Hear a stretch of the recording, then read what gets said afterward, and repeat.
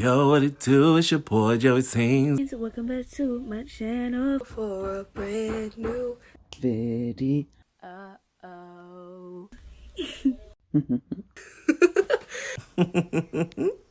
Good morning, my backup singers. What it do? It's your boy Joey Sings, and if this is your first time seeing this face, hit subscribe as well as that bell so you guys don't miss out on brand new videos like this. Today's video is going to be so different, so out of the norm, but it's something that I am so thankful that somebody brought to my attention because I'm super duper excited to make this video, you guys. I received this comment right here from Ace, you guys, and I'm not finna read the whole thing because it's a lot to read, so I'm gonna sum it up for you guys. They pretty much said, Joey Sings, I don't know if you've ever done this on your channel, but a coming out video, like how you were like in high school, you know, how did your family take it, you know, why do you live alone, that type of stuff. Can you put it all in one video? Because, you know, I want to get to know you, and I'm pretty sure your other subscribers want to get to know you better. And I said, holy crap, that is true. I did a coming out video years ago, but that was way before my channel was even starting to, like, you know, create some static, okay, and people were actually seeing my video. So I am so thankful for this comment, and I'm super duper excited to sit down now today right here and break this down, you guys. So here is the story of my life till now. Let's get into it.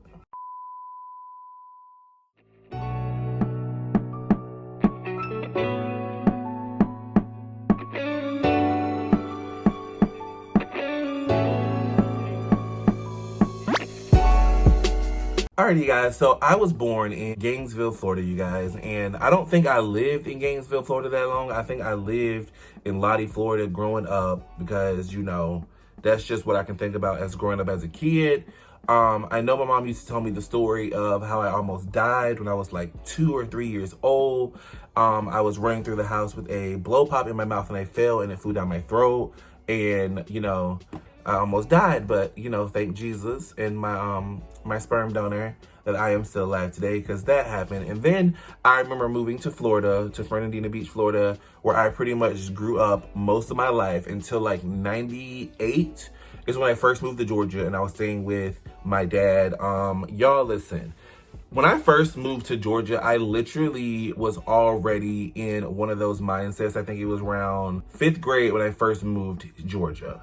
And I was already in that mindset, like, okay, I'm different from other boys, but it wasn't something that I acted on or searched to find out about, because growing up, I definitely was one of those kids who was raised in the church. So being gay was a sin, it was wrong, it was frowned upon, it was not something that people praised. So I definitely kept it in and I didn't tell anybody. I do remember an incident in 5th grade where my friend was writing a song, and the song was very above our ages, okay? Very mature for our ages.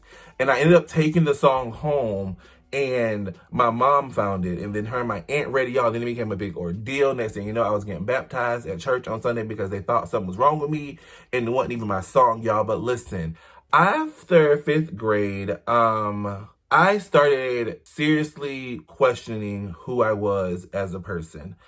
I want to say 6th grade, 7th grade is when I became very insecure about who I was. So I started acting out. My attitude changed. Everything about me just became something so different than the norm, you guys. I had my very first boy-on-boy interaction, and I can't believe I'm saying this on camera because nobody knows about this unless you're like super duper close to me. When I was in the 6th grade, guys, I got invited to the sleepover. This boy that was there, I had the biggest crush on him in the entire world. You guys, I had a crush on this boy since like the 5th grade. Fast forward to now, I don't know where he's at. I don't want to look him up and see something that I don't want to see. So I don't look him up. I haven't looked him up, y'all. But I had the biggest crush on this boy, and we were at the sleepover, y'all. And this part is about to get very graphic. So if you don't want to hear like the dirty, nasty stuff, because this is my story, and I'm just trying to, you know, let you guys in and, you know, do that type of shit. So listen. We were playing hide and seek, y'all, and I hid up under the bed, and I didn't know that he was under the bed. So, we're hiding, and I, like, leaned back, and he bust out laughing. I was like, oh, my gosh, this is him. In my head, I freaked out, because I'm like, okay, how do you respond? What do I say? Ha, ha, ha. What's good? We playing hide and go seek, bitch. Ooh, shut up. I ain't trying to get caught. Like, you know, I didn't know what to say in this moment. And he reached around and grabbed my private areas and started doing stuff that I had never even known was something that you could do with, you know, that thing down there, honey. And before I knew it, shit was happening, and I was like, whoa, okay, I like this. But wait a minute, why is this scaring me? But I like this. Needless to say, you guys, after that experience, I literally pulled away from everybody. I was like, nope, I don't want to be at no more sleepovers. Like, I literally had been brainwashed to believe that the feeling that I was having in this moment of like, oh my God, wow, I'm like in his arms, he's like, was wrong. So that is definitely, I started beating myself up, and I literally feel like I carry this into the 8th grade, because in 8th grade is where I started losing friends. 8th grade is when I became the worst version of myself that I think could have ever existed, and that followed me through high school. So one of her questions was, what was it like growing up gay in high school? Listen, for me, growing up gay in high school wasn't a thing, because I was in the closet literally my entire high school year. I think up until like right before graduation is when I started telling like friends, and okay. So I literally considered myself a bully in high school. If you were a out and proud gay kid, I did not like you. And this is about to get so dark, and okay, let me gather my words, because I'm getting upset thinking about this, y'all, because I try to put these memories to the back of my mind, because I never want to have to relive those situations, even though after high school, I got the same treatment that I gave these kids in high school, y'all. Okay, in high school, I was a bully. Like I said, if you were out, open, living your truth, I did not like you, and I made it known that I did not like you, y'all. I would pick on kids. I would say negative things to kids. I literally was so upset and so hurt and so in this dark bubble that I could not be who I knew I was. I literally made people's lives shit. And I honestly wish, I'm at that place in my life now where I wish I could go back and relive this situation. I wish I can go back and find the strength and the courage that I do now to be like, this is who I am, this is me, take it or leave it. And because I didn't have that, y'all, I wasn't happy in high school. I actually dropped out of high school, my senior year in high school, because everything had just started weighing on me, and everything was getting so hectic. I had a boyfriend in high school that nobody could know about, so that made it very stressful. Me and him fell out because he wanted somebody who was out and proud and can do what they, do whatever. And that stung, especially with the first boyfriend situation and me caring about him as much as I did and knowing that I was hurting him because I couldn't be who I was. Literally to this day still makes me feel miserable, you guys. And my advice for being gay in high school is not everyone in high school is going to accept who you are. And that is the same way with life, the same way with reality, the same way in society to now. Not saying that you have to be afraid, because I was afraid. I was scared shitless that if I came out, I was going to get that same hate that I was giving somebody else. And it scared me, y'all. It literally scared me. And don't be scared to live your truth, but also be very aware of what's coming when you decide to live that truth, because not everyone is going to agree with you. Not everyone is going to like it, but you have to love yourself and be confident in yourself and have that strength within yourself to be like, this is who I am. Fuck it. Okay, period. I did not have that, you guys. Finally, grad bash came around in high school, which is senior year, and I was at grad bash, and we were in this warehouse party dancing, having a good time, y'all, and I saw this guy who was literally beautiful staring at me, and I was like, wait a minute, I have to ignore him because nobody at school knows. I can't, you know what I'm saying? So I played it off like I didn't see him watching me, y'all, and then I ended up going in the bathroom, and he came in the bathroom, was talking to me, he was like, what's up, da-da-da-da, you look so miserable, but what's wrong? And then, like, I didn't know this kid, so I felt comfortable talking to him, and I told him what was up, and he goes, listen, if your friends truly love the person that you are, your sexuality isn't going to bother them. And I don't know why this conversation gave me the courage to go out in front of all these kids that I did not know that were dancing with my friends and tell them, I was like, listen, I like boys, and if y'all don't like that, I'm just gonna walk around the park by myself. It's fine. And all my friends just looked at me with this like, bitch, we been knew the fuck you was gay. Why you just not telling us? Boy, like, thank you for telling us that, bitch, we love you. Now go get that cute boy. And it made me feel so relieved. So I decided to take that same energy, you guys, and I wrote my mom a letter. This was my first mistake, y'all, because I know that a conversation like this needs to be held face to face. People really need to understand and, see what's happening. And I wrote her a letter, and I put the letter in her purse, and I told her as I was leaving for school, hey, I wrote you a letter, it's in your purse, da da da da da, left it at that, went to school, did not think about it. Lies. The whole day I was paranoid that I was about to come home to an explosion of what the fuck is my life. And that is exactly what I came home to, you guys. My mom told me, and let me just say this now, y'all. I am so proud of my mom. From when I first told her everything to now, my mom is the biggest supporter that I have in my life. She means the world to me, and I wouldn't be who I am without her. So I just want to paint that picture real quick before we get into this, because this is about to sound horrible. And this is no longer my mom. She has changed. I'm a witness. Listen. Okay, boom. I come home from school, and I walk in the house, and I see my little sister, my little brother, and my other little brother at the table doing their homework. My mom is sitting in the kitchen. And then my stepdad comes in off the back porch, and she looks at me and she goes, so you like dick? And I'm looking around, and in that moment, everything in me died. And I was like, I think I like boys, but I like girls too.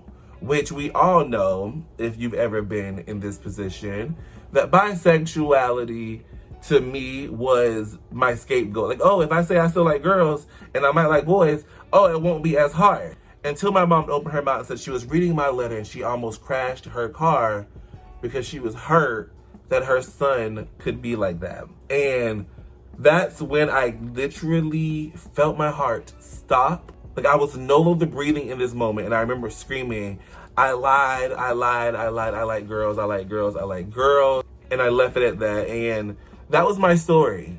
That was my story for the remainder of freaking high school. Was I like girls in my house. Nobody knew otherwise. I wasn't saying anything. I wasn't going to say anything because, for one, when your mom tells you that she almost wrecked her car reading this letter, it definitely scares you and puts you back in a situation that is not only toxic for you, but toxic for the people around you. And I went right back to being toxic, you guys. Fast forward to 22 years old. My birthday, we were drinking, and I was belligerently drunk, and I don't remember what started this incident, but apparently shit was being said, and I got pissed off because my best friend's dad is passed away, and my brother was saying shit, and I literally just went on a tangent spiraling, oh, you ain't got no fucking daddy, yeah, da da da da da, and it just got so toxic. So I remember breaking down and running out of my friend's house in the middle of the street in the apartment complex, screaming, nobody fucking loves me because I'm gay. Nobody cares about me because I'm gay. Why am I here? And it got so bad that they had to call my mom, who was at church.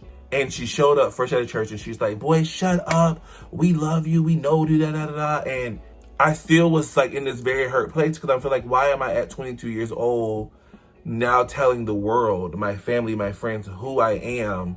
And I remember my friend carrying me home and laying me down, and she's like, I love you, Joey. Like, don't ever forget that. And I remember falling asleep. The next day I woke up, and I'm literally in this horror film of all the fucking thoughts coming back to me and everything hitting me. And I'm just like, wait a minute, I came out last night. How did people take it? And I had no recollection of anything that I had said. I just remembered that one moment of being in the middle of the street screaming, I'm fucking gay, and if you guys don't fucking like me, that's fine. Nobody loves me anyway because I'm gay, and I fail. Literally was the last thing I remembered. And I wake up to text messages and phone calls and Facebook messages, and I'm just like, oh my gosh, this is about to spiral. This is my fault. This is like the situation. Like, I need to live in this moment. I need to own it. And that moment, although started very horribly, turned out to be one of the best moments of my life because it gave me the freedom from being afraid of what people thought to now live my truth. And every day after that, I did, I'm not going to lie, like, oh, I didn't have my closeted moments where I would go out with friends and I would put on, like, you know, the most masculine outfit in the closet, or, you know, I'd be hanging with family and I wouldn't be like, oh, damn, she pretty, oh, she thick, like, because it was just like my mindset, my go-to. But now here I am at this beautiful age, and I just look back at my life and I think, wow, I went through so much to get to where I am. I had to put people down, be put down, beat up, like, you know what I'm saying? Like, emotionally been through it all. And I'm able to sit down in front of a camera and own my shit. I was a horrible person in high school. And if you are somebody that I went to high school with and you're watching this video, I am sorry for putting you through hell because I was upset with myself. And people don't understand that pain unless you've lived that pain. And the pain of being trapped in a closet for so many years of your life, screaming, begging for help, and no one even paying attention, that pain turns into rage and it turns into anger. And then you take it out on whoever is getting to be the authentic self that you want to be. And that was a horrible time for me in my life. A lot of people don't know that happened, so this is going to be definitely an eye-opening video for a lot of people. Living alone. I have not lived on my own since 2007. 2007, I lived on my own, y'all, and it was literally probably the best thing in the world. It was the peace that I needed to find Joey, and I found myself while living alone, but then I also realized that being in a relationship, once I had the strength to date guys, being in a relationship, I don't think I haven't been in one. And it's also scary for me to even admit this on camera. I have been the guy who has been scared to be alone because I was alone for so long. And I tend to now, if I find a guy that I like or if I'm in a situation, I tend to put everything in at one time because I just have this big fear of being by myself for the rest of my life because I'm not gay enough, or I'm not masculine enough, or, you know, I'm not into this, or I don't do this. And I'm constantly put in a bubble where I feel like I have to pretend to be this, or try to be this, or extend myself to do this because to make people like me. And I'm just at this age now where, you know, I'm like starting to understand, like, you know what, sometimes it is okay to be alone, to rebuild connections that you lost with yourself. Right now, I don't live alone, you guys. I live with my mom and my little sister, you guys. And let me tell y'all something. That crew is, Lord, we a whole mess. Y'all, we be in 3 different rooms, watching 3 different TV shows, yelling at each other across the house. Like, we just can't get up and go walk to each other's rooms. But you know what, y'all? I love it. I wouldn't have it any other way, you guys. Now, my mom is one of my biggest supporters, you guys. You come for me, you coming for her, period. She does not play. She supports the LGBTQ plus community. Every time she sees something going wrong on Facebook, baby, she be like, dude, if I say this, is this right? Like, is this how this worded correctly? Because I don't appreciate that. And I'd be like, bitch, yes, mama, you better stand up for the kids. I love it. Wow. This video, I feel like just got emotional. Here I am, if you can tell. There are definitely tears that I'm fighting back. I don't want to let them drop. But I feel like this video was definitely needed. And Ace, thank you so much for pretty much being the reason this video exists today. I just advise people who are struggling with their sexuality or trying to find out who they are. It's never easy. It isn't.